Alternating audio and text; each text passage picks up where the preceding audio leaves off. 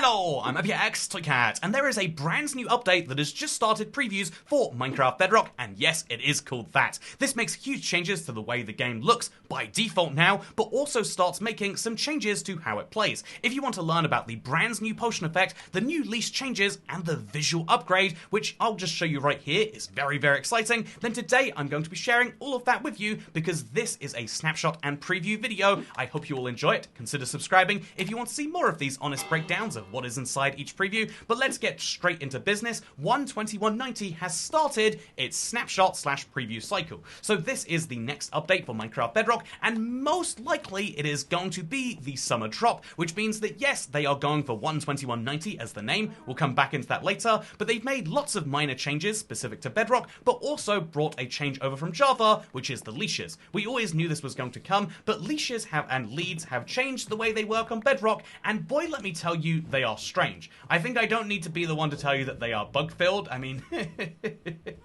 I've seen slow motion, I've seen this. There are lots of issues with the way that leads work in practice, but what's meant to work is that instead of just being able to lead a mob around, just like this, you can see, oh, it's a very weird looking lead, you're meant to be able to tie two mobs together by crouching as you place onto the second one. Now, in reality, this doesn't seem to perfectly work. Both these snippers are tied to me right now, and in reality, this will require some form of bug fixing, but the idea is to bring the changes that we've seen last week into Bedrock this week. And also, they made it so when you lead a mob around, the mob will try to orient towards the direction in which you're dragging it. This is a great change, but in exchange for both of these big positive improvements, they made a negative change, or a nerf you might say, which is that if you want to fly around immediately when you activate a firework rocket, you will immediately lose access to mobs that you're tying. So if I wanted to bring these two snippers back to my base, or two villagers for that matter, immediately those leads break, as you can see. Also, speaking of as you can see, you probably noticed that this video is in fact recorded in Vibrant Visuals, and one of the biggest changes on this changelog is that Vibrant Visuals is now the default for supported devices. For what it's worth, this is what the changelog says, and again, kind of like how this is a buggy preview in a few ways, like what is happening right there.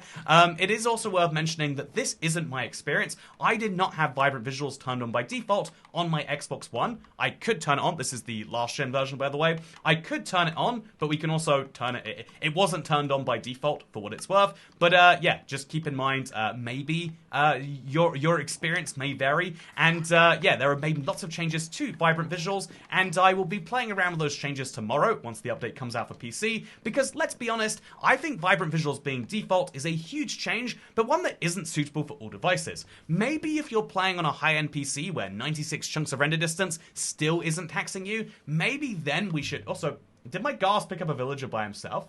Oh, he totally did. That's fun. But yeah, maybe if you are playing on a high-end PC that you're not really taxing it that hard, you could. But if you're playing on an Xbox where every frame matters, getting 60 FPS by default with a higher render distance is going to be much better than getting 30 FPS with Vibrant Visuals. I totally understand if they would make a toggle or even make it when you first log in, give you the option. But yeah, this is a brand new a brand new install of Minecraft on my Xbox because it decided to uninstall itself. Do you know how annoying that is? Do you know how many times I've set up my settings for Minecraft on the Xbox? But yeah, because this is all default settings, I can tell you that on this world, at least, it didn't set Vibrant Visuals as the default, and so it might be that certain devices are like grey-listed, so they could turn on Vibrant Visuals if they wanted to, but it's not recommended. They're not going to have it turned on by default. In either case, a huge change. This means that Minecraft is going to look vibrant for a huge majority of players, and is that a good thing? Well, it's hard to tell. I think we have to wait until the updates come out. We'll have to wait until we have a finished product. But yeah, I think we'll talk about those differences and colored lighting. A lot of people have been assuming this will be a default vanilla feature. And again, because of the true focused attitude we have on this channel, I think it's important to actually talk about that after we talk about the rest of what is in this beta and preview. Again, the snapshot can come later. So let's talk about some of the more minor and bizarre changes, because I want to just give you a stress about how each of these updates brings lots of tiny changes that aren't that notable by themselves, but together they make big changes. So one of these is that if you go into the creative inventory, the trident is now grouped with other tools/weapons. I mean, I guess it's like right there rather than at the bottom. This is a very good change, I guess we could say. And also, they made it so that if you have a dried ghast, it is not considered a rare item anymore.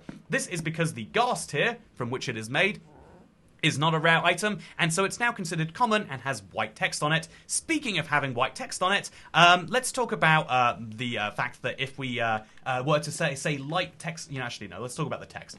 It's my favorite change from this beta and preview, and it's the one that will make the biggest difference, but I don't think many people are talking about, because now the tooltip background, which is a setting in accessibility, will now impact the way that chat and enchantments are displayed. So again, on a brand new install of Minecraft, this is set to 0%, so I'm going to assume 99% of you also have this set to 0, but it means that if we type something in the chat, like, let's say, hi, then as you can see, it will now say hi in the chat. Or if I have my pickaxe, this is a very normal enchanted pickaxe, but this is the most usual use case. Instead of that big black box that follows it around, like it does on the diamond pickaxe here, it instead just shows directly above it. This is a change that makes the Bedrock version of the game match Java, and honestly, I love it. The text is so much better looking like that, in my opinion, and especially when you're doing like so time set day, for example, it looks so much better, and it's just one of those tiny changes that feels like it's weird we hadn't done it already, like it's just an odd holdover from the Bedrock version of the game,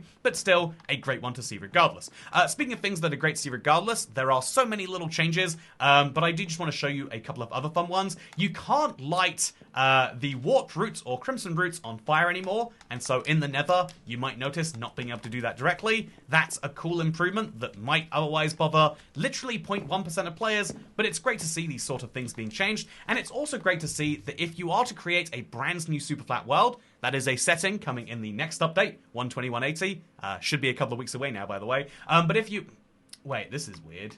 Is this intentional? This seems like a very buggy preview. It's fine, they'll fix this before the end release. Because it's the start of a new cycle, I guess they're more willing to put some bugs in there. But let's go into a brand new world, and let's go to flat, because you've probably learned already that Bedrock is getting custom flats. Not quite flats, but flat world presets, and now the Snowy Kingdom, instead of having snow on the top layer, has snow layers up there instead. Okay, here is my snow world I loaded before the update. As you can see in this one, there is a snow block between the snow layers and the grass.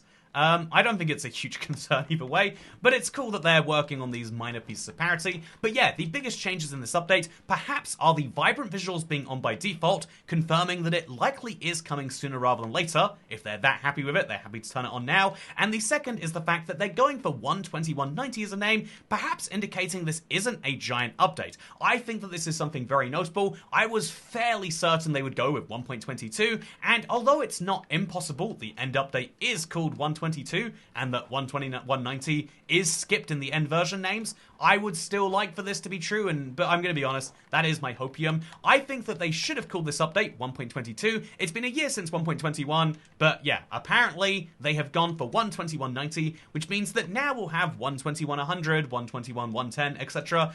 Bedrock version numbers and Java version numbers too have gone a whole bunch more confusing, and this Bedrock beta has confirmed that that is the plan they intend to go down. So yeah, now that we've spoken about the Bedrock beta, let's talk about the Java Snapshot, because they interestingly made a couple of changes over there, and one of them is effectively the same thing as what they've done for Vibrant Visuals, but on a smaller scale to do with the locator bar. There are two things that were just added in the Java Edition Snapshot this week. The first of those is a seemingly minor graphic setting, but actually this changes things for lots of people, and the second of which is a seemingly massive change to the way that everyone will experience their experience bar, but also is kind of predictable anyway. Let's talk about how both those things can be true by showing you the new graphic setting first. You can find this in video settings and then scrolling all the way down to this brand new cloud distance setting. So this obviously will only work if you have clouds on. If your clouds are off, your cloud distance will mean nothing, but if you have clouds turned on to any extent, then you'll be able to pick the distance into which they'll render.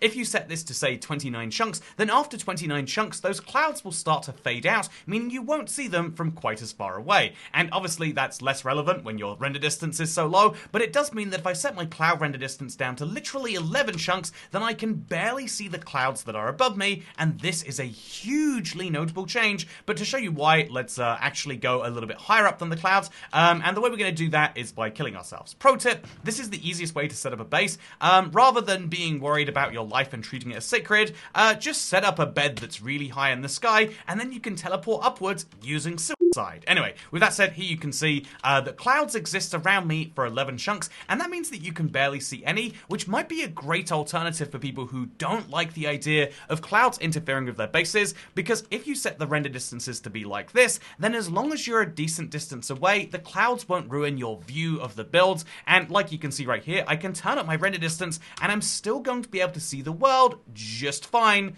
but without those clouds getting in the way. Personally, I don't think it makes any sense to have your render distance be lower than this, but it is a choice, and it's actually kind of strange. I never realized till just now, you can see clouds that are above chunks that seemingly aren't rendered. Really, really strange. Speaking of really, really strange, let's talk about the second thing, because the second thing is, of course, the player locator bar. And unlike Bedrock, where it's really easy to say, oh, let's get some friends aboard, let's get me on another platform on board, testing the Java multiplayer is not necessarily so easy. So what I'm going to do instead... Wait, actually, do you think I could try out realms? You know, I bet someone has invited me to a realm. Oh, no, they're all...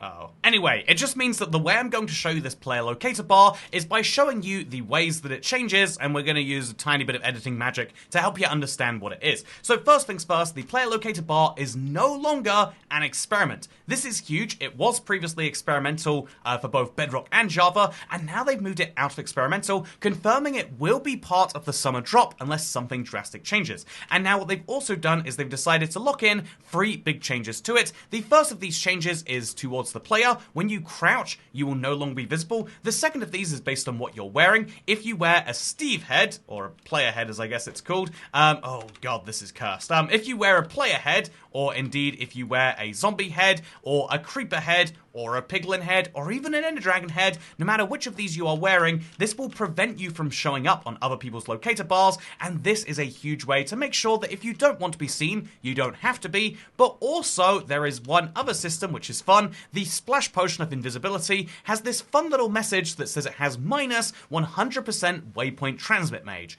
I said that terribly. Minus 100% waypoint transmit range, and that is notable because if you have minus 100% transmit range, you can't be seen at any angle whatsoever. And so if you are invisible, like I'm going to choose to be right now, then it doesn't matter what head I'm wearing. In fact, I'm not going to wear any. Here is me being invisible to the naked eye, besides my sparkles, and also being invisible to the player locator bar. However, it is also interesting to note that we call these waypoints because server owners can customize what gives you waypoints, and also there is a brand new command, this is the waypoint command, which you can actually use to change what your color will look like. So if I want to be dark red instead of being gold, then now when people join the game, I will be dark red for them instead of gold. And if I want to be any color I want to be, we can do this that way too. I could be blue if I want to be, and these are all choices that are now opened up. So yeah, these are the 2 changes from the Snapshot this week, and they're both very, very interesting. Particularly this cloud change one. Like, isn't it wild to look at a cloud that is literally like... That's the only cloud I can see. It's not turning clouds on or off, it's turning cloud on or off. But yeah, look at this. I can go through it with much more ease now. Speaking of relative ease, I should point out that according to Phoenix, there are in fact, inside of the game code, the ability to actually activate these player locator bar icons for structures like the stronghold or a dungeon, and this seems really cool. I feel like if Minecraft made these changes more front-facing, or indeed just allowed us to use a lodestone, way more people would be on board, but I digress. That is the changes they made in the Java Snapshot. Now you know about the changes made in the Bedrock preview. I guess the question that we should finish this video on is this, broadly speaking, a good set of changes? Is this, broadly speaking, a good thing? And I think that the answer is yes. Minecraft is changing very, very quickly, and I think that adding vibrant visuals by default is one of the most controversial changes. But also I think, you know, actually, for most Minecraft players, being able to play a game that looks like this is something that actually is the dream. And so as long as they have a good enough power on their device, and you know, they totally may, if Microsoft does, if Mojang does have a decent kind of application of assuming when something is on or not, basically if they can actually tailor the default on to whether the device can handle it, then honestly, this is the sort of thing that makes many people excited. But still, I feel like there is a certain charm in Minecraft that goes away when it looks so beautiful? Am I wrong for thinking that? Is this my craziness thought? Are we going to have a world where we've spent all this work making sure that Bedrock and Java can look the same, and then we effectively make it so that you can tell when someone's playing Bedrock because it will look like this? Is that the goal? Maybe even? I don't know for sure, but what I do know is this is an absolutely shocking set of changes, and I hope that you found it to be interesting as we go through them today, because, yeah, tomorrow we'll have to dive deeper into Vibrant Visuals. Clearly they think it's almost ready to release, and so seeing the changes they've made and talking about the colored lighting stuff is something that I think is very, very important. But for now, thank you for watching. I hope you all enjoyed. Consider checking out the live stream. If you're watching this video, it might be going live still. We're doing semi-hardcore.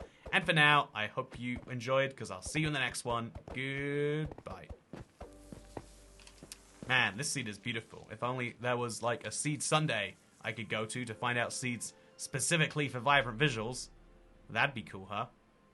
Hint, hint. Wait, is my microphone? That's my microphone. Yeah.